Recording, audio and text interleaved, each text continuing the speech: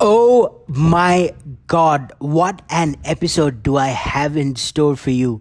I am Rohan Nag. This is episode 54 of Escape the J Curve, and today I am in conversation with Nikolay Ivanov from Bulgaria. He is a personal transformation coach who combines common self improvement methods with the power of meditation and has a very unique blend of how to achieve your wildest dreams through the processes that he outlines. When I was recording this episode, I was at a loss for words for quite some time when Nikolai was narrating his personal story of being a very shy, nervous, awkward, and depressed teen to experiencing absolute spiritual enlightenment through training his mind in meditation. And we touch upon so many topics today that it's mind blowing. We talk about how to use meditation correctly, how to overcome anxiety issues, confidence issues, how to build a personal brand online as an expert, and one right way to visualize properly, and how to make success incredibly easy.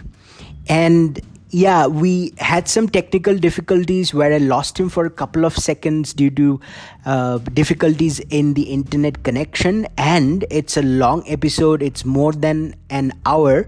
So, what I'm going to do is I'm going to publish it in two parts. And it's going to be, I think, one of the best interviews I have done in a long, long, long time. So, strap in, get your popcorn, and just give this episode a listen. It will change your life.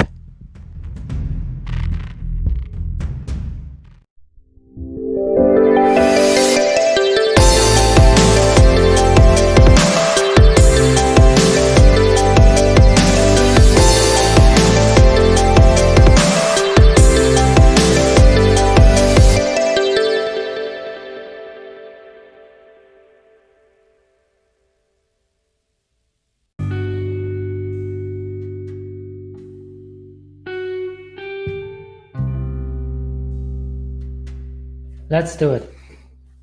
All right. As I was saying, Nikolai, welcome to Escape the J Curve. Thank you so much for joining me. How are you today? I'm doing pretty good. How about you? Yeah, it's pretty good, man. It was raining all day in my city where I'm from, and the weather's really nice and cool right now. So I'm just loving it. Good to hear. So, for the listeners, let's do a quick introduction, Nikolai. If you can tell us where are you from, what are you all about, what do you do, and that would be great. Well, I'm from Bulgaria. That's in Eastern Europe. For anyone who doesn't know, it's not exactly a very big country. Yeah. What I specialize in is meditation, or should I even say, rewiring the subconscious mind so that you have the new beliefs that you need in order to change your life. And obviously meditation is my prime tool. That's what I love the most. So I'm a personal development and spirituality coach, because for me, the two are the same. Mm-hmm. And my job is just that, teaching people how to organize their mind in a way that they can train it and get the results that they want from it.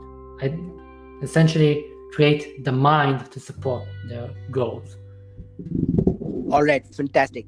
So, I don't know if you know this, I had plans for Eastern Europe. I wanted to go to Sofia this year before the COVID thing happened. So, Eastern Europe and Sofia and some other countries was on my travel list this year before Mr. COVID-19 had something to say about it. Yeah. All right, so it's interesting what you do, Nikolai. Meditation and helping people to get a control over their mind and training people to get, more focused, let's say. So, why meditation?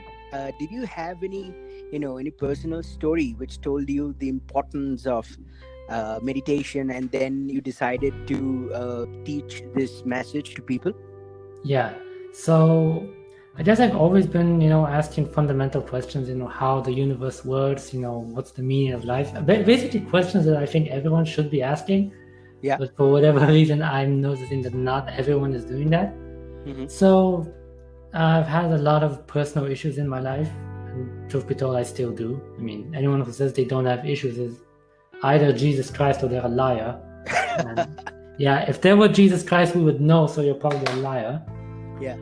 And everything boils down to your subconscious beliefs. It's not just, your beliefs govern your actions, and, over a long period of time, your actions change because of your beliefs. But literally, even bodily processes change simply based on the belief you have about yourself. Yeah. And meditation turned out to be the most effective tool to quickly rewire beliefs, at least the most effective tool that everyone has access to. And it has the biggest potential reach when it comes to that. And yeah, I guess that's it. And most importantly, anyone can do it. No matter who you are, where you are, everyone has access to it.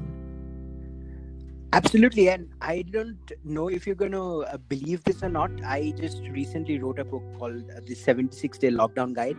And I have an entire chapter dedicated to self-image and how it impacts our vision, how it impacts our actions, how it impacts our successes and things like that.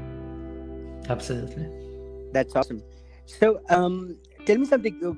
Is this your first job, or did you start off with something else and just move into it recently?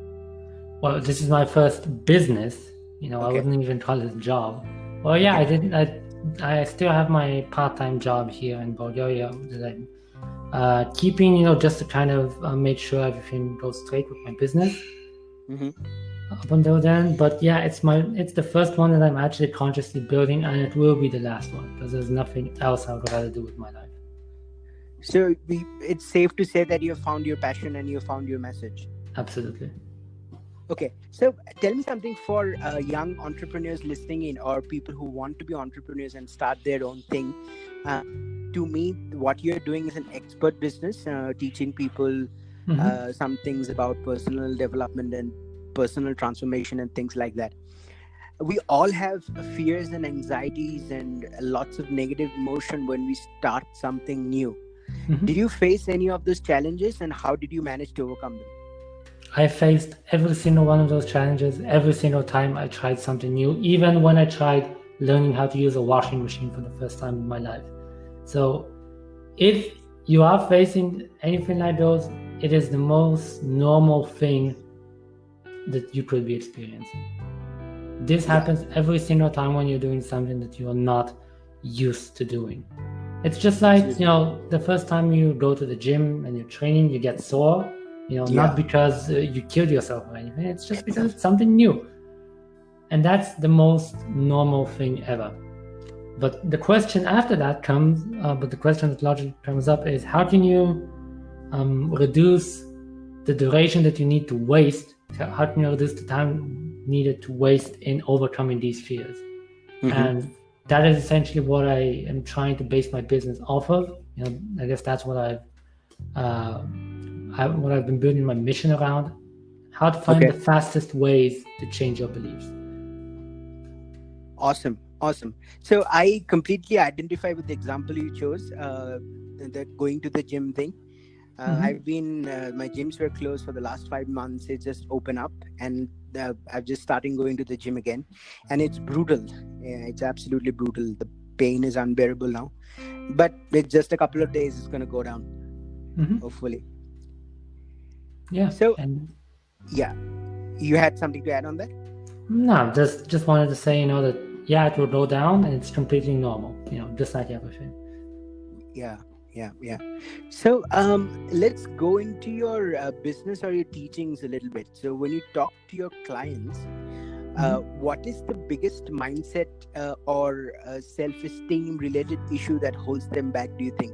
Like, have you seen a common issue run across most or majority of your students or people you work with? Well, I don't normally try to draw conclusions because I see everything more of the fundamental pattern. But I have noticed, for example, a lot of men reaching out to me, primarily with self-confidence issues rooting back to rejection, failed love relationship, and basically women issues. So I see a lot of that. And obviously it relates to everything else in life, because when you feel incapable of handling something that is supposed to be pretty natural, or at least it is supposed to be natural. Not saying that it is at this point in our society, and that's something that kind of hits all of us at a pretty young age. I was also there, and I still wouldn't say that I'm an expert at it. I mean, it's gotten a lot better, but I'm not directly working on it for different reasons. However, I know that a lot of people have been there, and it really scars people, even for life sometimes. And everything can be boiled down to some form of self-confidence issue going back to childhood. Like, since your audience is primarily entrepreneurs, it's usually something revolving around financial issues back in the past. Your family saying things like, money doesn't grow on trees and everything. Or it can go even deeper than that, depending on, the situation. Because for me, I also had serious social issues. And, even if I consider myself an expert in my field, when I literally had problems talking to people, that doesn't really make for a very good business, because business is all communication and relationships. The one thing I was bad at. So it all boils down to something in your past that's holding you back. And it's usually that. Social anxieties, women, rejection. Yeah. That's the most common theme I see. Wow.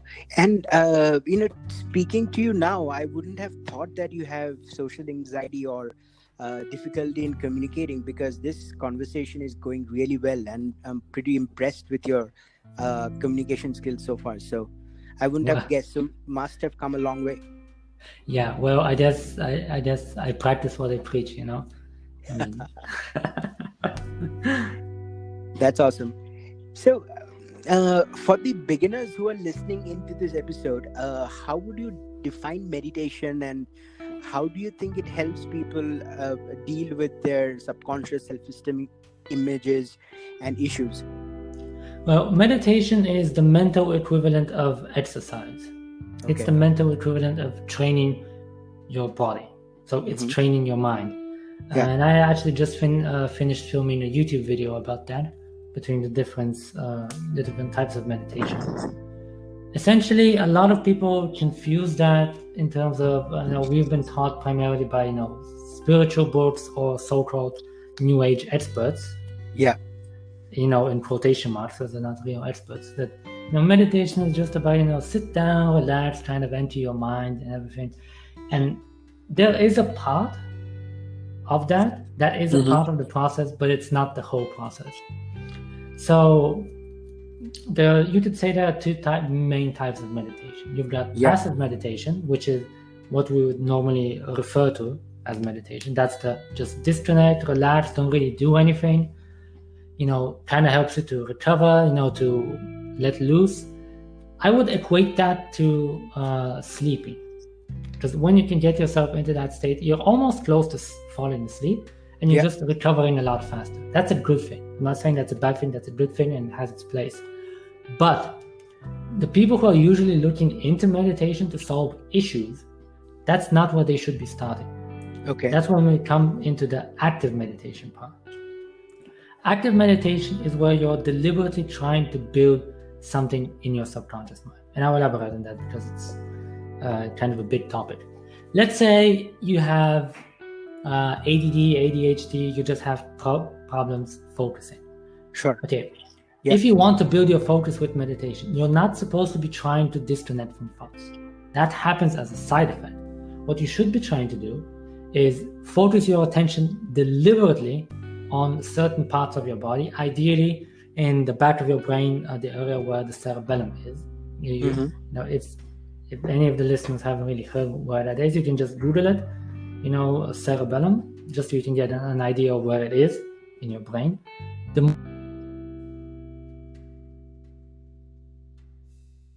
focus on that area, for example, the more you will teach your brain to function in lower states of consciousness, where everything is more aligned and focused. And that will be a long-term change, not just short-term. You feel a little bit more focused after you did a meditation. That will actually now become your new normal. The more you do that, the more your brain becomes focused as its regular everyday state. And that's, just one example. If you're trying to build focus, for example.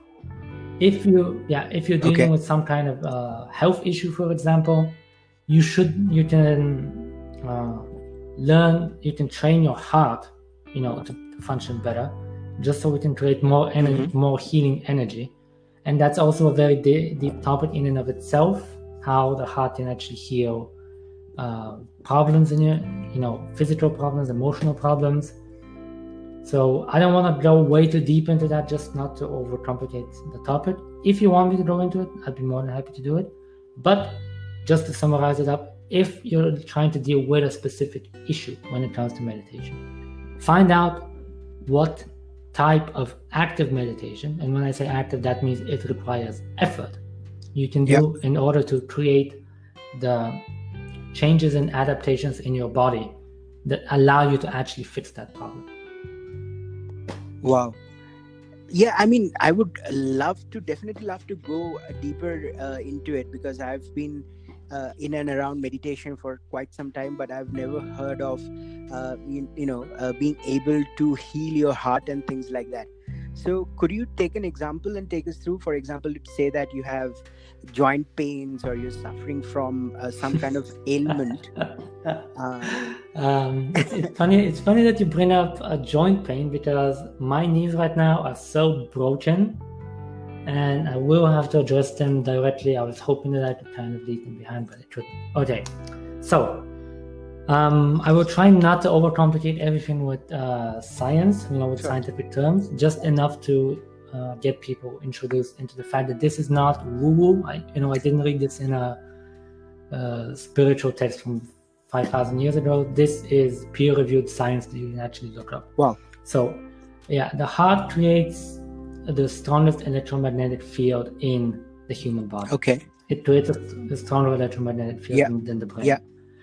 So the more you can train your heart to function better and better and better, that electromagnetic field actually becomes stronger. Mm-hmm. And if you can actually harmonize your heart and your brain so they can work together, that's also a technique that actually all these techniques have been already developed by ancient civilizations. It's just that now the science is confirming that they work, how they work, and why they work.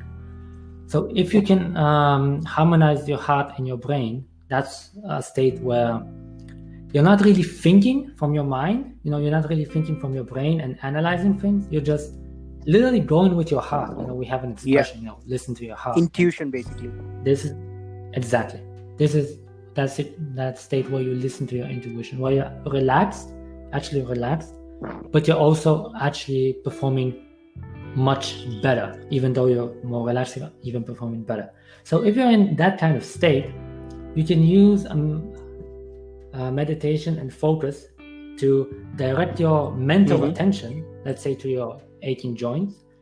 And by creating a stronger electromagnetic field with your heart, which is also a skill that you can practice, creating a stronger field, when you direct your attention into some kind of ailment and also generate enough energy from your heart to heal that, what happens is you send a powerful electromagnetic signal to the cells in that area that needs healing, and the receptors on the cells pick up on that electromagnetic frequency, on that electromagnetic wave, and they start to rebuild themselves, to heal, to literally do whatever is necessary to heal that pain. And the commands that you're sending come from your consciousness. Wow. They come from your mind. So you decide to tell your cells, okay, cells, it's time to repair, it's time to heal, it's time to get better. And meditation allows you to learn how to do that, for example, and many other things. That's why I diverted into many different types and forms, but it all essentially boils down to directing your attention and your even life energies, if you will. Technically it's all electromagnetic energy, but back in the days in the Eastern traditions, they call it life energies, prana. Well, today we call it electromagnetic field of the body. So it's basically the same thing. It's just a different word. The more you learn how to control that, the more you can heal ailments, change your subconscious mind, recover from emotional trauma, and even law of attraction. Law of attraction is not, how should I say it? It's not a fad. It actually works. It doesn't work the way people say that it does. It's not as simple as saying I'm a millionaire and then you wake up with $1 million. But yeah, it does work when you actually understand the principle. This is fascinating. I would like to come back to manifesting and things like that, but I had a couple of questions. So if I understand it correctly, what we are trying to do is what your brain does subconsciously, right? So it tries to heal the parts of your body that are not functioning at its best, but trying to do it consciously to try and generate or direct that electromagnetic energy into the areas of the body that requires healing. Okay, so it's basically changing, like controlling the process from subconscious to consciously doing it. Okay. Yeah, that's actually the main goal for meditation: learning how to control processes that normally should be unconscious. Okay. So you can make them conscious. Now tell me something. So we talked about how to heal your body through meditation. Let's talk about healing your mind. So we talked about most of your students, they've had heartbreaks in the past related to women and relationships, and that has created a subconscious self-image that they're not good enough or something like that. So if somebody comes to you who is a complete beginner and who has lost all kinds of confidence, there's no self-esteem, he doesn't think highly of himself at all, and very unfocused, not a lot of energy, not a lot of passion, no real goals in life, what is the one tip or the first thing that you'd tell him to get started with? Okay, fair enough. Not meditation for sure. Because if you're starting out from zero, basically, meditation is not the first thing you should be focusing on. First of all, everything in your mind is absolute chaos. If you try to sit down and control anything, it will take absolute control of you. It will be an absolute waste of time if you try to do that at that point. So if you're taking the description of the person you just gave me, someone no self-confidence, no goals whatsoever, I would rather have them listen to some kind of aggressive music that you can find on YouTube, whatever and if he's really with a low sense of self-esteem, he probably already listens to it. He doesn't understand why he likes it, but they like it.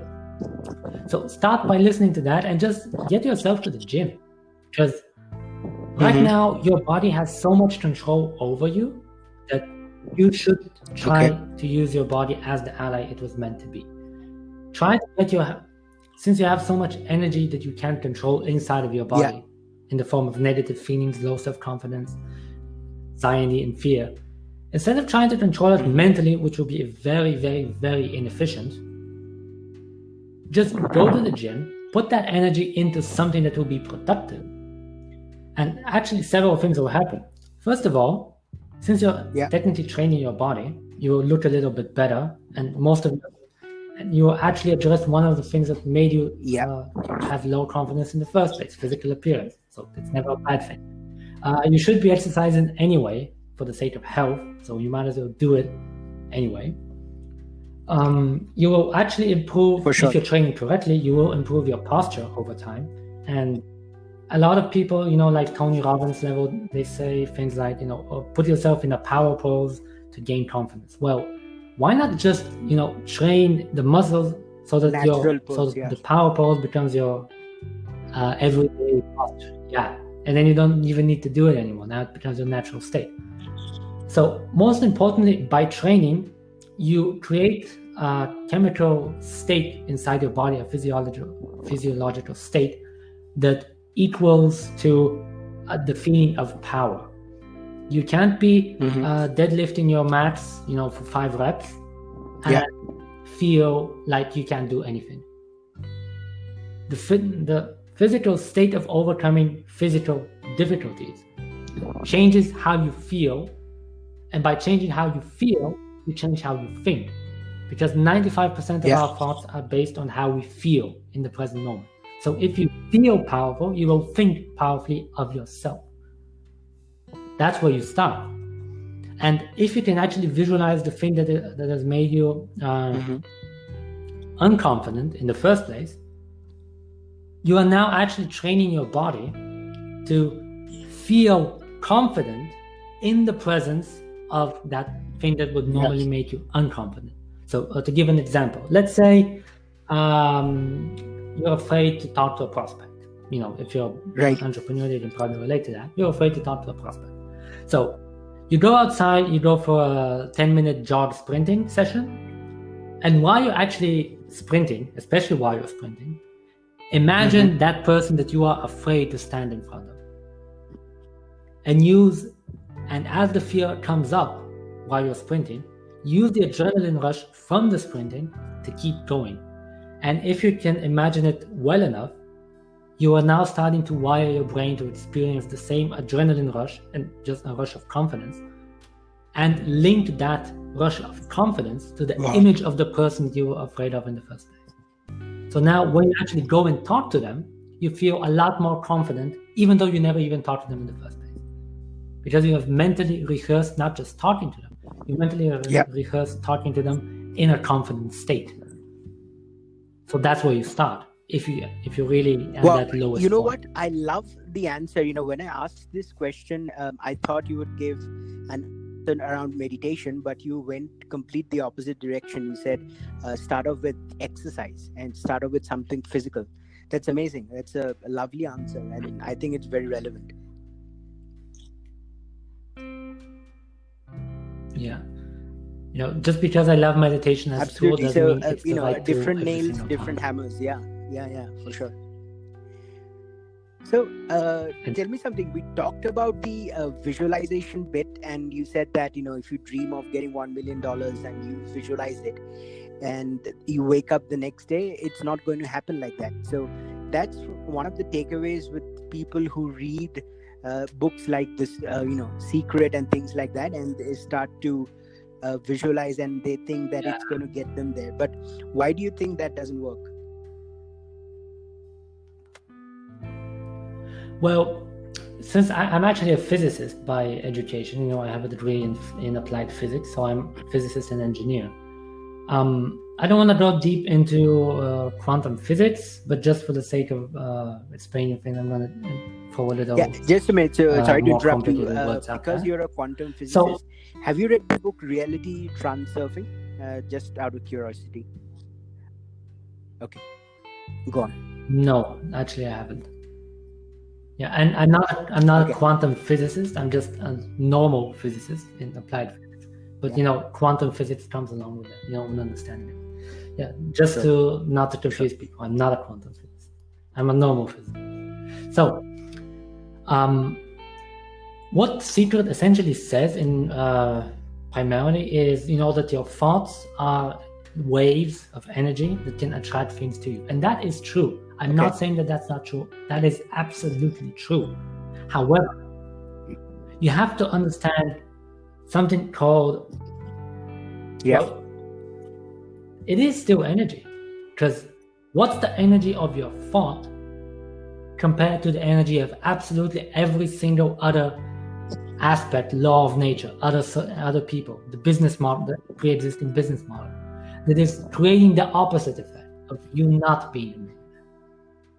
So there are external forces which are very, very, very powerful that keep you in your, let's say, state of poverty. Going with the example of the millionaire. One thought about I'm going to be a millionaire has nowhere near enough energy to create the reality that you want to create in the first place. And yes, there will be 1 out of 1 million people who does that, and then they wake up, a relative of mine that I never even knew about gave, left me $1 million Right. of heritage. Yeah, but that didn't happen just because he thought about it. Everything external was already ready to give him that $1 million of heritage, and then he just put the tip of the iceberg on top of it with his visualization. Did it happen? Yes. Was it the single thing that created the event? No. Okay. And that's the key point that a lot of people miss. It doesn't mean you shouldn't be doing it, but realize that visualization alone has nowhere near enough energy to actually change the reality. So what do you need to do basically to change the reality you're currently living in? If visualization is not enough, what else? Working hard, of course, that's one thing. What else can we be doing? Well, I guess I'm gonna have to give a few insights into the law of attraction again. Visualization is definitely the start. Because even if you have, let's say you want to build a business, that business started off as an idea in your mind, so you technically visualized it. But when you start to increase the intensity of your visualization, so you become more and more emotionally attached to it. That's what the secret talks about. Several things happen. It's not just the energy that you put outwards and then some kind of random event will happen back. It has that effect. But that's not the only effect it has. It now starts to affect your thought process so that you start to connect things that you previously wouldn't be able to connect. And you come up with ideas. Oh, maybe I could change the way I make my offer. Right. And that can actually give me more results. You still actually have to do it, but you come up with this idea. It improves your health because when you feel more inspired, when you feel happy, that's why the secret talks about feeling good.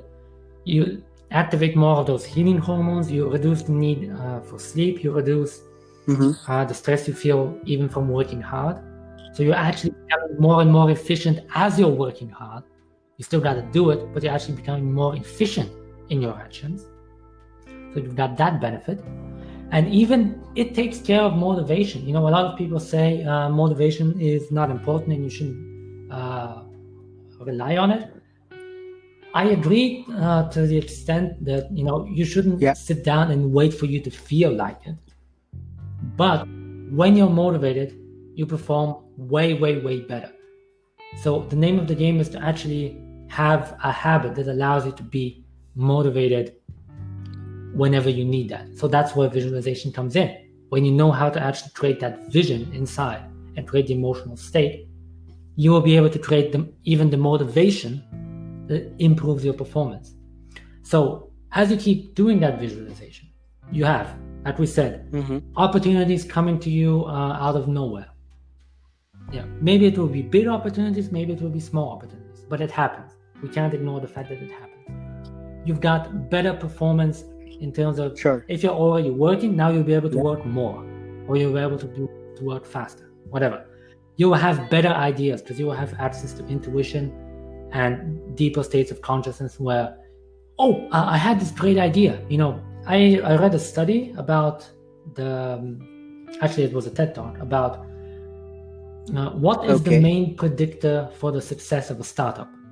And it wasn't funding, it wasn't the way they did it. The main driver was timing.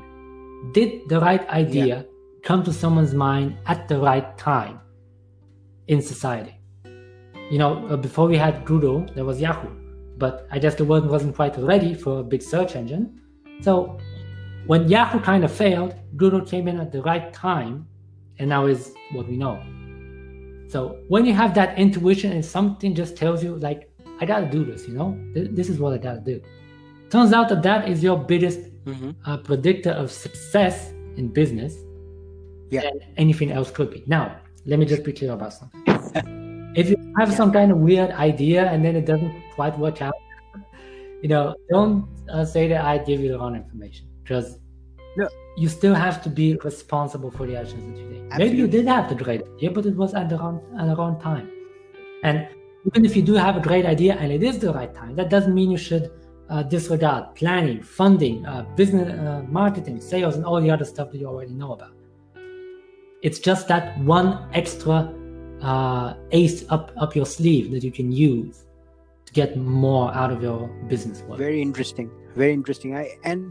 One thing to add, so basically what I think is the idea, as you said, is has to be right. And I think if you come up with an idea, it has to be market tested before you focus your resources, your time and your energy into an idea. Like do a small scale POC and figure out if there's a demand for the idea, if people are going to pay money to buy from you. So yeah, absolutely, that's important. Exactly. Yeah, just because you have a good idea, don't disregard absolutely everything else that you've learned about business and marketing. To be honest, a good idea alone doesn't make business. The product is about, I don't know, that's just my observation. Product is 20%, the remaining 80% is probably marketing and being able to create a buying desire in your customers' mind, getting them emotionally invested in the purchase decision, basically. So if you look at something like a Coca-Cola, it's nothing but water and a lot of sugar and some flavors, and it's not very healthy for you, but people are buying it in droves, and it's the most valuable soda company in the world. So yeah.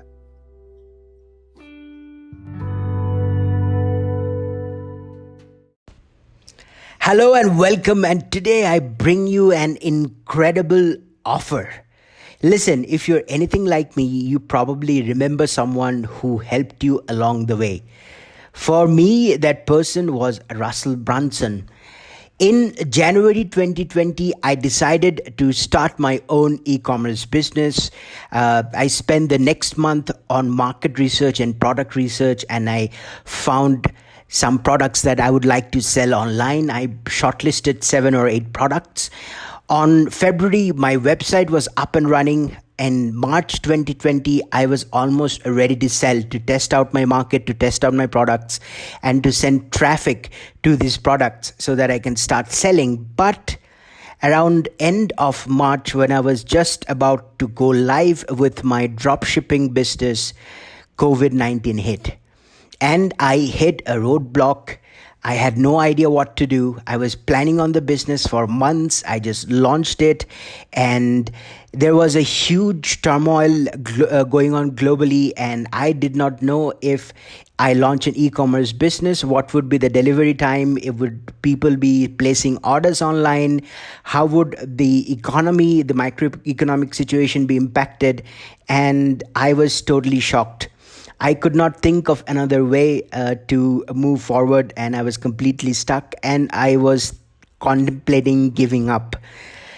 But thankfully, after a couple of weeks of being completely sad about the situation, I decided to move forward. I believed deep in my heart that the only way to make money in 2020 would be through products that could be shipped digitally, to create and market digital products. And if I could not make money through shipping physical products, the only way for me to make money was to create an expert business and make money by creating digital assets online, which will stay there on the internet forever, and people can buy them all throughout time. And that was my plan. So whenever I start something new, I try to learn from the best in that industry. And there is no one like Russell Brunson in 2020 who knows as much about digital marketing and internet marketing and funnels like Russell Brunson. He runs a software as a service company known as ClickFunnels, and he grew it from a 0 to 400 million company in just under 3 years, and he used the exact same process that I'm going to tell you about. And what he did was he created a content marketing business around ClickFunnels. People would come into his funnels through the content that he created, and then he would slowly move them through his funnel. And the final step of the process, the final step of the funnel, was to offer ClickFunnels as a software to the people who were already there on his list. And of course, Russell Brunson is literally a genius of online marketing. And so I decided to learn from him. I decided to buy a product called One Funnel Away Challenge, which teaches you how to build your first funnel. And I knew making money online would only be possible if I mastered the art of creating online funnels. And no matter who you are, it's, a musician, a fitness guru, perhaps you teach a language, perhaps you teach other people how to code, perhaps you want to see a lot of people travel and join your tribe. If you want to create an online business around your expertise, be it music, fitness, language, software coding, travel, whatever that is, you have to know how to create a successful funnel, to fill up that funnel with traffic and then get those people in the funnel to buy your online products, because there's no expiry date on online products, on digital products, and they can be shipped digitally. So no matter what's happening in the world around you, if there's a pandemic going on, you can still sell your products. There's no limitation on that. So in the product One Funnel Away Challenge, literally the best internet marketeer in the world right now, Russell Brunson, takes you by your hand and he shows you the magical hook story offer sequence, which puts your advertisements, which puts your copy, which puts your all the stories that you tell online on steroids. He tells you how to generate traffic. He shows you how to create an attractive character online which your followers can relate to and buy from in the future. He tells you how to get your message across through blogging, podcasting, Facebook Live, Instagram, YouTube, whatever may be the platform. He teaches you how to publish on a regular basis. He teaches you how to create a funnel from scratch. He teaches you how to get people on that funnel. He teaches you how to convert those people into customers through some amazing online sales page creations and copywriting. It's all there in the One Funnel Away Challenge program. And I would have been nowhere and completely lost in 2020 without the One Funnel Away Challenge. I might have given up around April when my e-commerce business was a failure. And I recommend it to anyone who wants to start an online business or an expert marketing business in 2020. I have talked about the importance of building an online asset in 2020 because we know what the economy is, and we know there are industries like travel and tourism which are never going to recover. They are dead. And if you're working in those industries, your work is seriously going to be in question in the future. So you must start building online funnels. You must understand how to create an expert business. You must start your personal brand right now so that you can reap benefits from it in 2 to 3 years from now. And One Funnel Away is the first step. It will be the best program you can take to learn about how to build an online business, how to build a personal brand, how to build an expert business around what you do. So I'm going to leave a description. I'm going to leave a link to the One Funnel Away Challenge, which is starting in the next few days, in the podcast description. I hope you check it out. It's going to help you out immensely, I promise.